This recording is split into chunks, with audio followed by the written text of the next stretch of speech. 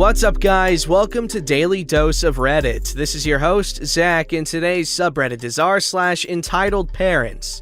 This story's called, Entitled Aunt Freaks Out When I Get a Purple Cast for My Broken Arm. I'm back, y'all. Sorry if there's any errors. I'm typing this story with some hella long fake nails on, so, bear with me. Anyways, I have a bit of free time, so I figured I'd tell you lovely people another story about my entitled aunt. Spoiler, she's a bitch in this one too. Now, on to the story. I broke my arm when I was around 10. Myself and a group of friends had been playing at the swing park and I fell off climbing the frame. The first thing I felt was an immense pain in my arm. It was so bad that I actually felt sick from the pain. My friends, understandably, freaked out and ran off in search of an adult, whilst a couple of them stayed with me in case my arm fell off whilst they were gone. This is a terrifying situation when you're 10. Eventually, my friends came back with one of their dads. He quickly checked my arm over and was around 80% sure that it was broken. He offered to drive me home and would tell me jokes in an attempt to cheer me up. He succeeded in making my friend cringe at his dad jokes, and I felt myself relax a little. I was still in immense pain, but I wasn't worried about my arm falling off anymore. Eventually, we got to my house and my friend's dad explained to my mom what happened. He's such a great guy, he even offered to take my mom and I to the hospital. My mom politely declined because the guy had to go to his work and she didn't want him getting into trouble. Once he'd left, my mom asked me all the usual worried parent questions. What happened? Where does it hurt? Do you feel sick? Etc. She then called my nice aunt to see if she could drop us off at the hospital. She was working though, and even though she told my mom she was leaving work ASAP, she would still take about an hour and a half to get to our house because of how far away her work was. That left only one option: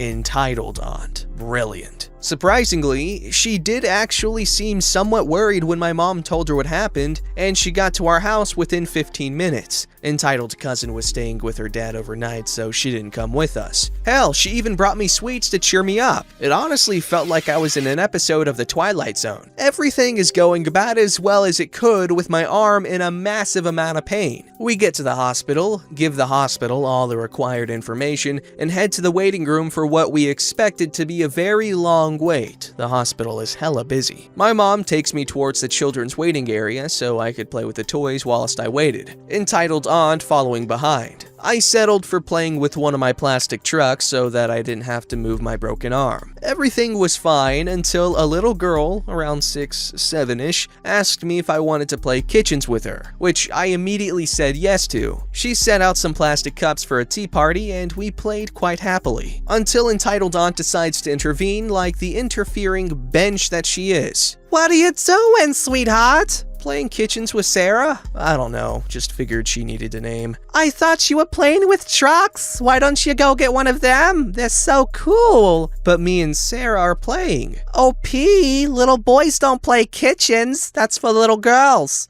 But Uncle, my mom's brother, is a cook and he's a boy, but he's a homophobic slur. You don't want to be one of those, do you? Entitled aunt, he's playing with that little girl. Leave him alone. You really don't think it's weird? My mom, getting pretty impatient. No, I don't. Now either leave the little ones alone or you can head home. Entitled aunt rolled her eyes at the pet name. My mom, even now, likes using pet names for me. She has a lot of anxiety around making sure that I know she loves me and cares about me. But my aunt went back to my mom and sat down. Sarah and I talked and played for a bit. She asked me about my arm and I told her what happened. I found out through our talks that she had gotten her ears pierced, but the company hadn't cleaned the equipment properly, which led to her right ear getting infected, despite her mother cleaning it thoroughly every day. She went on to tell me that she was going to get the earring taken out, and once she felt better, her mom would take her to get her ear re-pierced at a different establishment. Despite the hassle that she was going through at that point in time, Sarah was pretty proud of her ear piercings, which in turn made me think about getting my own ears pierced. I had run over to my mom to ask about maybe getting my own ears pierced with the money that I had saved up. I got pocket money for helping around the house and always liked to save it for things that I really wanted or for my mom's birthday and Christmas presents. Entitled aunt scoffed and made faces of disgust. As my mom would say, she looked like a dog chewing a wasp, but she didn't vocalize any of her concerns. After about an hour, I was called up to get x-rayed. I said my goodbyes to Sarah and headed to the x-ray room with my mom. I'ma skip all the boring stuff. Basically, I got my arm x-rayed. It was definitely broken, and we were taken to a little room. There were about 4 beds in the room, each with a curtain for privacy, where we were to wait for one of the nurses to arrive and sort out a cast for my arm. Entitled Aunt had been allowed to join us at this point, as the hospital only allowed one adult to accompany the child to the x-ray room. Never really understood why. She was still pretty pissy about my mom getting impatient with her earlier, so obviously, she dropped the nice demeanor and pet names and went back to being her typical benchy self. And not bishy in a good way. She kept her mouth shut for the most part until the nurse decided to ask the question. The question that would make Entitled Aunt lose her crap. What color of cast would you like, sweetie? He likes blue. It's the same color as his top. Is the blue one okay for you? She asked me with a look that tells me, you don't have to go with the color that this psycho wants. I like the purple one. Entitled Aunt just glares at me. Okay, honey, a purple cast it is. What?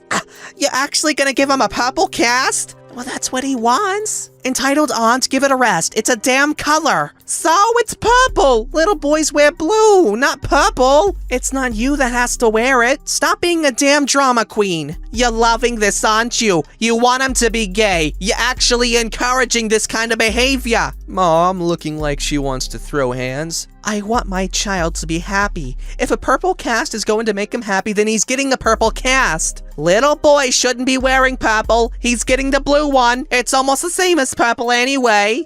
But if blue's the same as purple, can't I just have purple? Are you a girl? No, but I like purple. OP isn't your kid, and I'm not having you make him feel like crap for liking a certain color. At this point, the nurse is trying to defuse the situation, and I can only look on in shock. They argued for a couple of minutes more until the nurse managed to get a hold of a doctor and another nurse, who quickly asked Entitled Aunt to leave the premises. She did, but not without getting the last word in by shouting, "You're a terrible mother, wanting your son to be a homophobic slur." My mom proceeded to apologize to the doctor and nurses for stooping to Entitled Aunt's level. They told her it wasn't an issue and that Entitled Aunt was out of order with her language. Entitled Aunt had naturally driven off and left us at the hospital for another half hour until Nice Aunt came to pick us up. She had stopped off at KFC, my favorite fast food place as a kid, to get us something to eat and had gotten me a teddy bear at a toy shop in town. It was bright purple. Nice Aunt was quick to post a picture of the 3 of us and the new teddy bear on Facebook, knowing full well that Entitled Aunt would see it, just to piss her off a little bit more. Entitled Aunt basically blocked both my mom and Nice Aunt on Facebook after this incident, and we had no contact with her for about 2.5 years. She eventually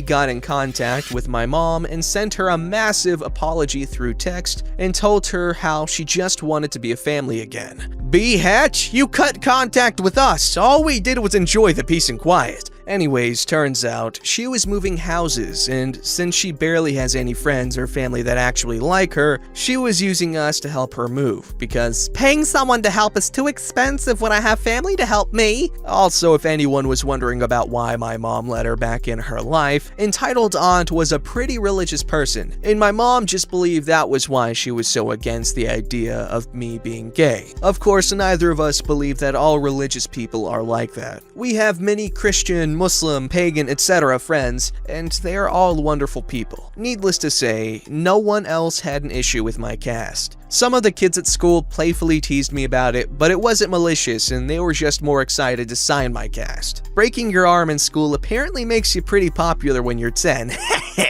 Anyways, that was a little story about my psycho aunt. Sorry if it's all over the place and not very well written. I'm hyped up on coffee and am attempting to write on my laptop with fake nails.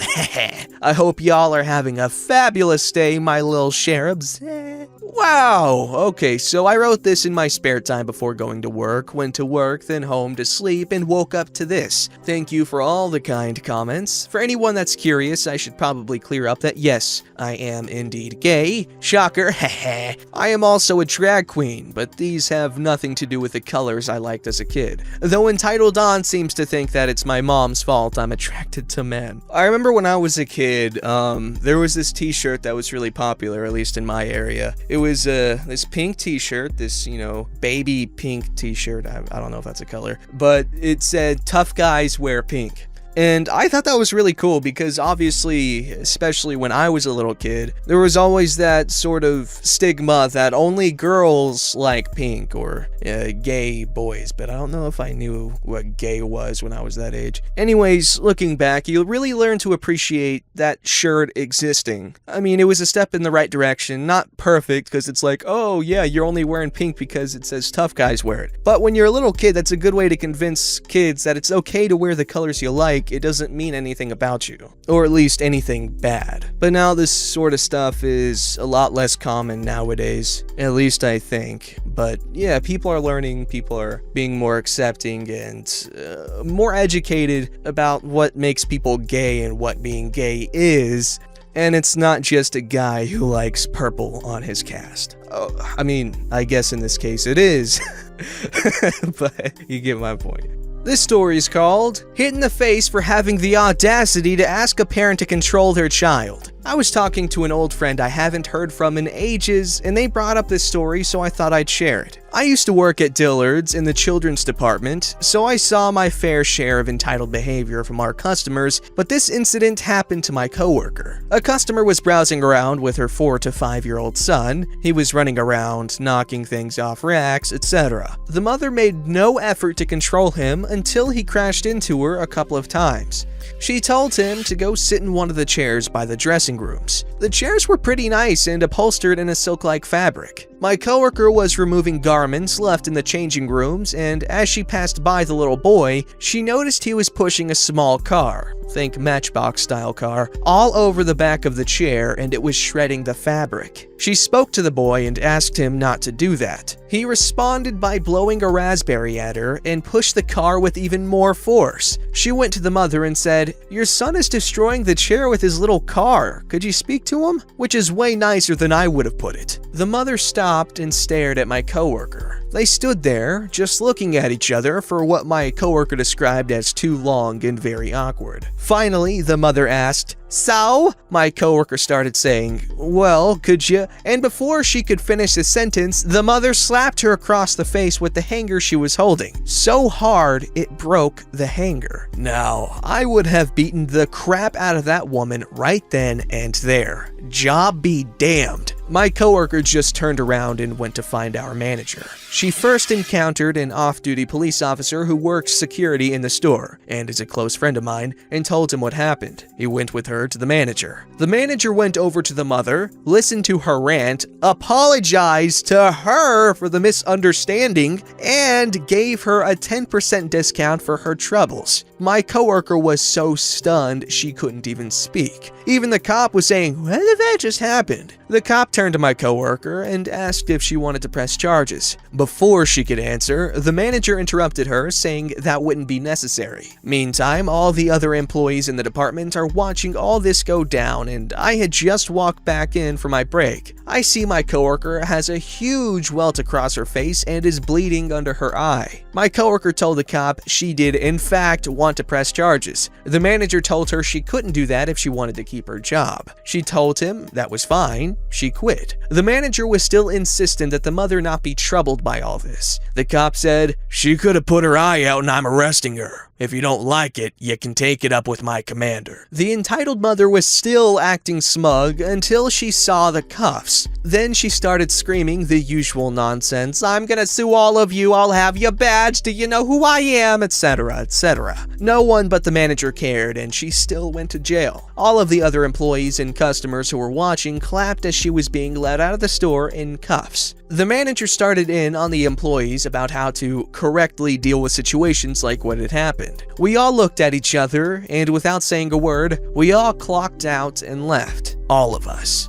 Good luck running the entire department by yourself. We hung around our injured coworker until she was done with the police report and then took her to lunch. She said she'd been planning to apply at a different store in the same mall anyway, but hadn't planned on quitting the way it happened and worried that Dillard's would give her a bad reference now. We convinced her to go to the other right then, injured face and all. She explained what happened to the manager there. She was hired on the spot and told her they don't put up with crap like that. If a customer hits you, no matter matter who they think they are, charges will be filed and will be permanently banned from the store. I spoke to my cop friend a few days later, and he said the crazy woman nearly drove him insane with her screaming and threats on the way to jail, which wasn't close. After she saw that wasn't working, she started with pleading and bribery. He said he didn't think he'd ever been so glad to hand someone off to booking. All this happened ages ago, and since that day, I've never stepped foot in a Dillard's. Screw them.